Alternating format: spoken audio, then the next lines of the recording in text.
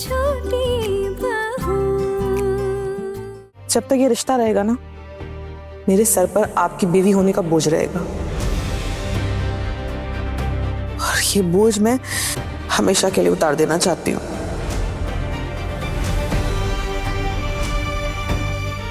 आज मेरे लिए आजादी का दिन है।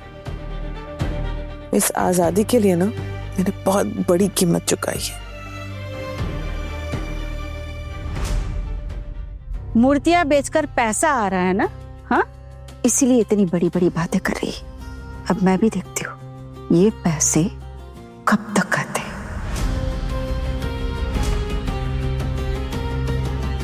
दीदी, गरिमा, अरे आप लोग तैयार हो गए? मैं लेट हो गई। वो मैं सोच ही रही थी मेरी वजह से देर ना हो जाए। सॉरी दीदी, सॉरी। तू भी चलेगी क्या? हाँ बरीमा, आज के दिन भी ना जाओ। हम लोग साथ रहते हैं। इतने सालों से मेज दीदी की बेइज्जती देखती आ रही हूँ। आज तो खुशी का दिन है ना।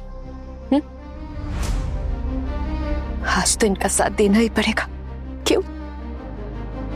अब तक सिर्फ दुख और दर्द ही देखा है, फिर अब से ना सिर्फ और सिर्फ खुशियां ही देखेंगे। वैसे किस बात की इतनी खुशी हो रही है तुझे? अरे क्या पिशीमा, आप समझी नहीं? आपके बेटे, हीरे जैसे बेटे के हाथों से मछली दीदी को रिहाई मिल गई है। खुशी की बात नहीं हो तो और क्या है? सुन रही हैं आप? सुन रही हैं? सुन रही हूँ, कान है मेरे। वो क्या है ना कि ये लोग सिर्फ तुझे भड़काने की कोशिश कर रहे हैं। ये लोग ये सोच रहे हैं कि ये सब बातें सुनकर तू इसे तलाक नहीं देगा। यही बात है ना? हाँ, अब अगर आप लोग तलाक ना भी देना तो हम इसे तलाक दिलवा कर रहेंगे और देखते हैं कि तू तलाक कैसे नहीं देता है। जितनी जल्दी ये रिश्ता खत्म हो जाएगा ना, उतना ही अच्छा है। चलिए मेज दीदी, आज ना आपके लिए बहुत इंपॉर्टेंट दिन है। मुझे पता है आप बहुत दिनों से ना मन ही मन इसी दिन का इंतजार कर रही थी। सिर्फ मिठाई के बारे में सोचकर आप रुक गई, है ना? अब आप इनसे ये कह दीजिए दीदी कि आपको इनके पैसों की कोई भी जरूरत नहीं है, और ना तो इनको आपकी बेटी के लिए कोई भी पैसा देना पड़ेगा। बिल्कुल सही कहा आपने दीदी, वैसे भी ये नहीं देते। खैर, इस दीदी, आपको पता है आप जो ये मूर्तियां बेचकर पैसे कमा रही है, ये आपके पति के महीने की तनख्वाह से ज्यादा पैसे हैं। इतने तो आपके पति भी नहीं कमा रहे। मैं आप लोगों को इतना सपोर्ट दूंगी ना आगे चल के कि आप लोगों का ये जो बिजनेस है ना, सफलता की शिखर तक पहुंचेगा। पूरी कोशिश करूंगी मैं। और सिर्फ इतना ही नहीं, आप देखना एक दिन ऐसा आएगा जब आप खुद अपनी गाड़ी में घूमेंगे, सच में। और तभी आदमी पैर पकड़ेगा आपके। कि चलो जो भी होगा बाद में देखेंगे, पहले ये शुभ काम निपटा देते हैं। चलो माँ। हाँ बेटा चलो, हम जाएंगे हमारे हिसाब से और ये लोग अपने हिसाब से। तुम लोग लेकर भी जाना चाहोगे तो भी हम लोग साथ नहीं आएंगे। तेरे जैसे नीच इंसान के साथ तो वैसे ही नहीं जाएंगे हम। आना चल। हाँ माँ। अच्छा सुनो, अब पहले हम शोतुदा के यहाँ जाएंगे। शोतुदा ने हमारे लिए गाड़ी की है, बड़ी गाड़ी। उनको लेंगे, मिली भी वही है, मिली को लेते हुए आगे बढ़ेंगे। माँ लेकिन शुद्धू दादा ने इतने खर्चा क्यों किया? क्या क्यों किया? करने दे, आज नहीं रोकूंगी मैं किसी को। आज इतना बड़ा दिन है, इतने बड़े झंझट से छुटकारा मिल रहा है हमें। देखना आते वक्त ना सबको बढ़िया मिठाई खिलाऊंगी मैं। ठीक है माँ। मीस दीदी चलिए, ऐसे दिन ना बार बार नहीं आते। अच्छा मैं बैग लेकर आती हूँ।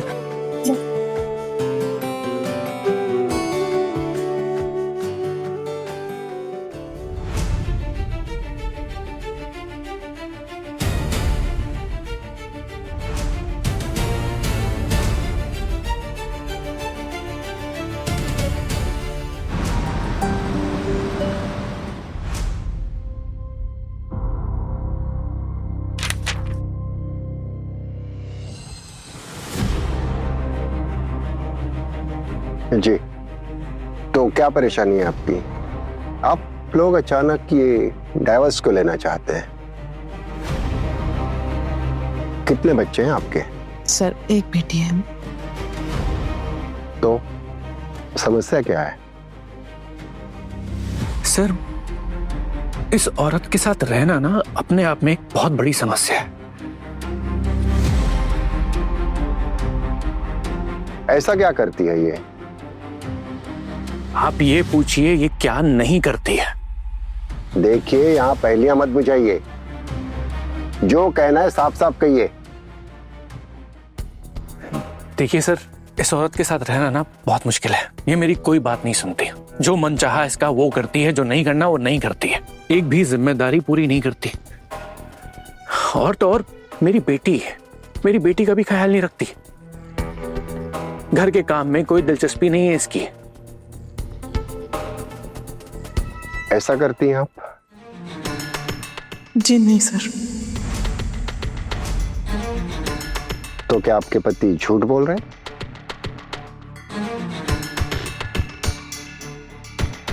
हाँ सर। क्या आप अपने पति के साथ रहना चाहती हैं? बिल्कुल नहीं सर। क्यों?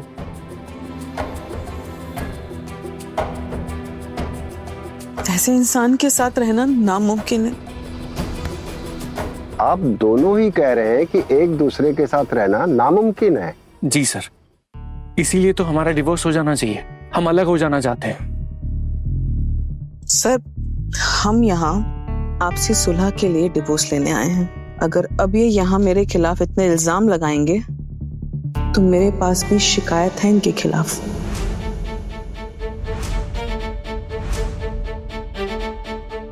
आज तक इन्होंने जितनी भी हरकतें की है ना, उन सबके चश्मदीद गवाह भी हैं।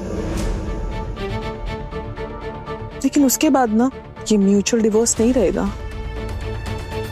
आपके खिलाफ कोर्ट केस बन जाएगा।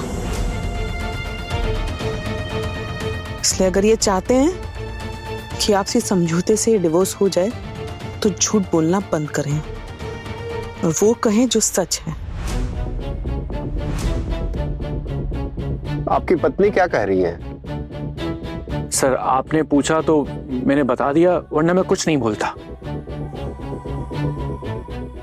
पता नहीं कब से अकेली गई है अंदर थी। भगवान जाने क्या हो रहा होगा। बेचारी को अकेली भेज दिया अंदर हमने।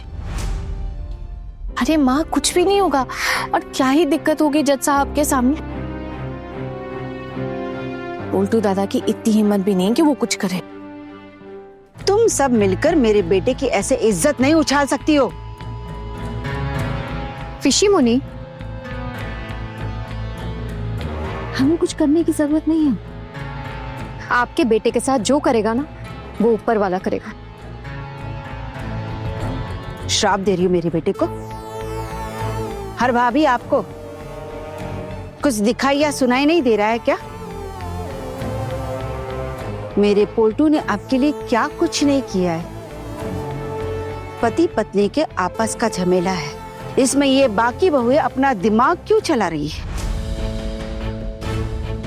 अरे पिशी माँ, ये तो अच्छी बात है ना कि हम लोग दिमाग चला रहे हैं। कम से कम ये तो साबित हो जाता है कि हमारे माथे के अंदर कुछ तो है। और इसलिए ना हम लोग कोई गलत फैसला नहीं लेते, ना तो गलत हरकतें करते। तुम सब मिलकर मेरी बेइज्जती कर रही हो। तुम लोग समझती क्या हो अपने आप को? तुम लोग क्या मुझे कुछ भी कह सकती हो? ठाकुर जी, क्या हो क्या गया आपको? हाँ, क्यों ऐसा कर रही हैं आप? हम लोगों की बातों से आपको क्या लेना देना है? और आपके बेटे की आदतों से ना काफी वाकिफ है हम लोग। पता नहीं अंदर क्या क्या अनाप शनाप बोल रहा होगा। कहीं ऐसा ना हो कि कुछ उल्टा सीधा कहकर उसे फंसा दे। माँ, यहाँ वो क्या ही फंसाएंगे। यहाँ अगर ऐसा कुछ करते तो वो खुद ही फंस जाएंगे। फोटू दादा तो जल्दी में दूसरी शादी जो करनी है। क्यों पिशी माँ, दूसरी शादी धूमधाम से होगी ना? मेरे बेटे ने कोई चोरी नहीं की है जो छुप छुपा कर शादी करेगा। तो बैंड बाजा के साथ धूमधाम से करेंगे। वही करेगा, मर्द आदमी है। अगर पहली बीवी से बनी नहीं तो क्या करता वो? हाँ, उसी से चिपक कर रहता। आप लोग तो कुछ भी कहते रहते हो। मेरी बहू से मुझे कोई सुख नहीं मिला आज तक। आप एक बेवकूफ लड़की को मेरी बहू बनाकर लेकर आ गए। सबके सामने हमेशा बेइज्जती कराती रहती थी वो। अरे मेरा बेटा पढ़ा लिखा है, नौकरी करता है, तो क्या ऐसी लड़की के साथ पूरी जिंदगी रहता? तो अब आपका बेटा जैसी चाहिए वैसी लड़की तो ब्याह के ला ही रहा है ना। और मैं भी देखती हूँ कि वो लड़की कैसे यहाँ रह सकती है आपके बेटे के साथ। अरे माँ, वो आप कैसे देख पाएंगी? आपने तो इनसे कह दिया है ना कि आपके घर से निकल जाए, तो फिर आप कैसे देख पाएंगी?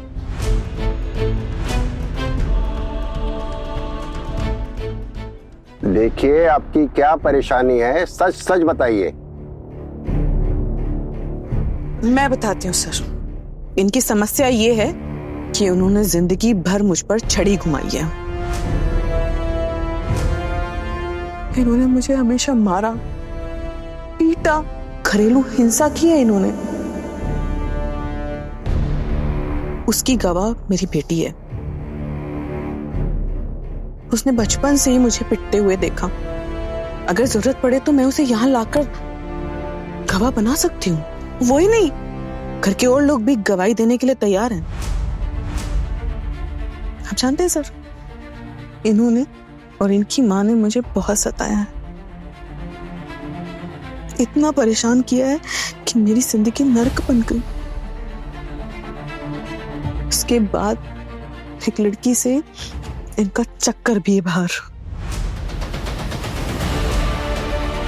और उस लड़की का मेरे घर में आना जाना तक शुरू हो गया।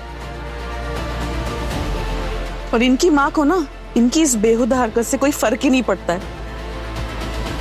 फिर भी मैं ससुराल छोड़कर कभी नहीं गई, यहीं रही।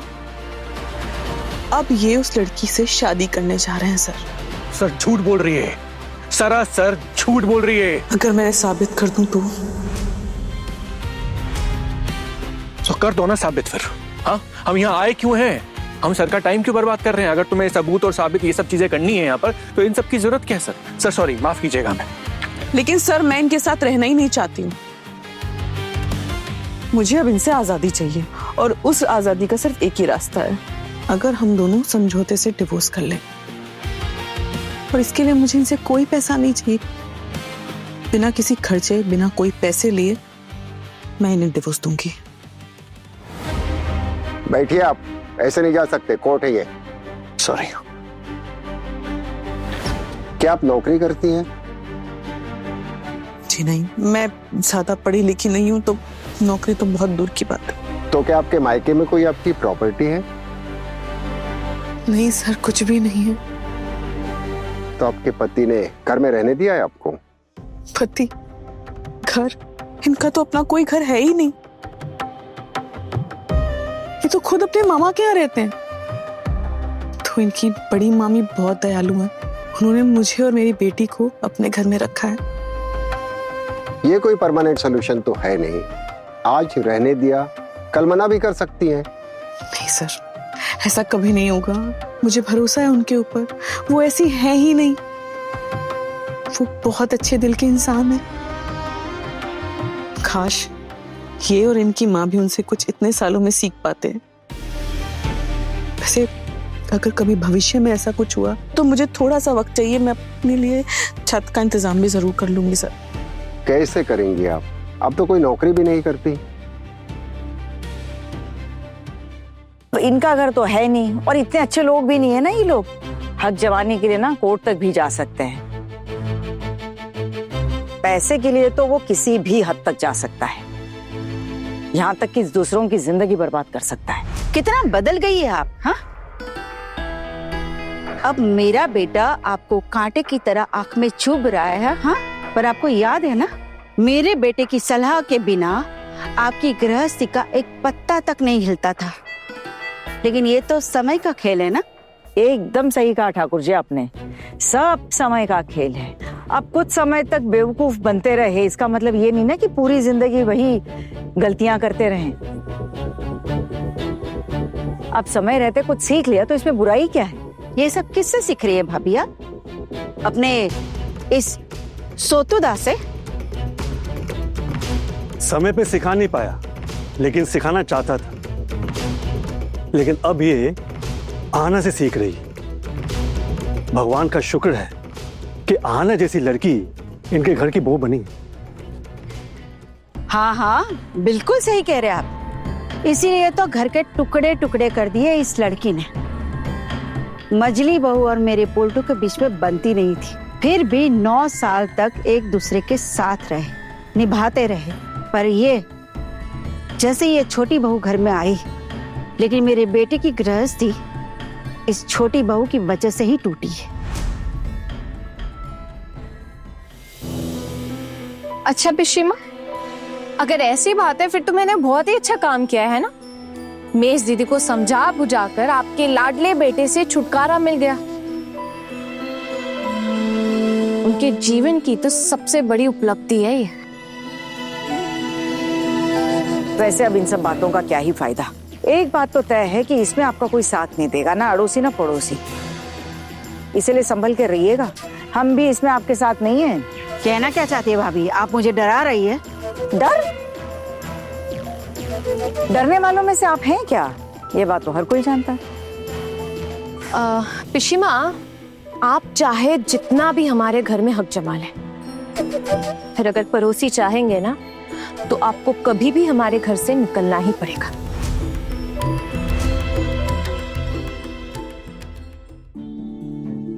सर मैं नौकरी नहीं करती हूँ, लेकिन मैं एक काम जानती हूँ। मैं एक काम से जुड़ी हुई हूँ, वो मूर्तियां बनाना। मैं मूर्तियां बनाने का बिजनेस करती हूँ। मैं मूर्तियां बनाकर कितना कमा लेती हैं आप?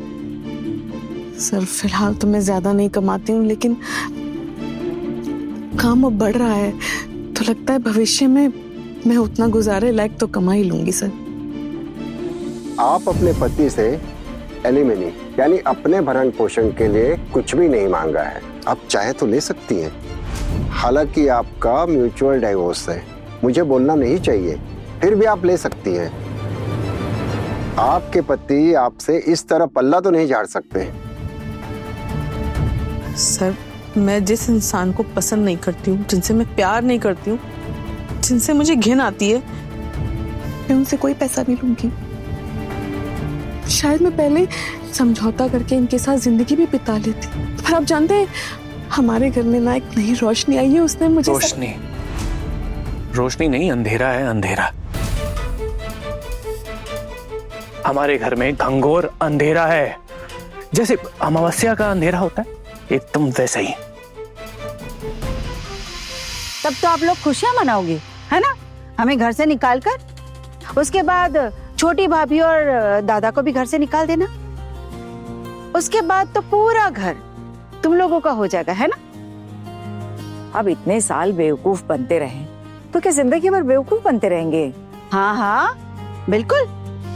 अब तो आप इस श्रोतुदा को अपने घर में रखेंगे।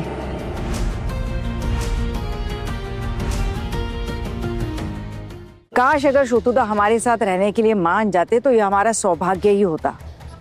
लेकिन क्या है ना, श्रोतुदा को अपनी इज्जत भी बहुत ज्यादा प्यारी है।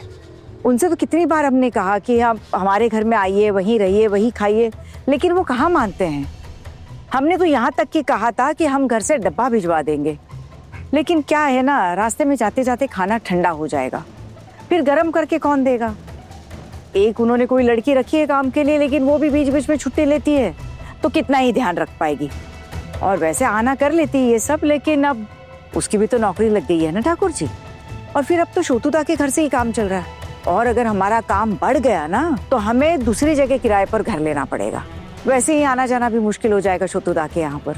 बस अभी वहाँ पर काम चलता है तो इतनी तो सुविधा है कि बहुएं देख सुनकर कम से कम खाना तो दे आती है। बाद में देखते हैं क्या होता है। अब एक बार श्रोतुदा के यहाँ से निकल जाएंगे तो फिर बड़ा मुश्किल हो जाएगा उनके लिए भी। इसीलिए मैंने कितनी बार कहा कि आप हमारे यहाँ आइए, खाना खाइए, वहीं रहिए, लेकिन मानते ही नहीं। बहुत सच्चे, सीधे और सभ्य इंसान है ना। अब जिनका कोई हक नहीं बनता वहां पर खूंटा गाड़ के बैठ गए हैं। शुतुदा जैसे सीधे सच्चे इंसान जिनकी हम सेवा करना चाहते हैं वो हमें मौका ही नहीं देना चाहते। हरी भाभी, इस बुढ़ापे में ना आपका दिमाग खराब हो गया है। अगर ये किसी ने बात सुन ली होती ना तो सब आप पर थूकते।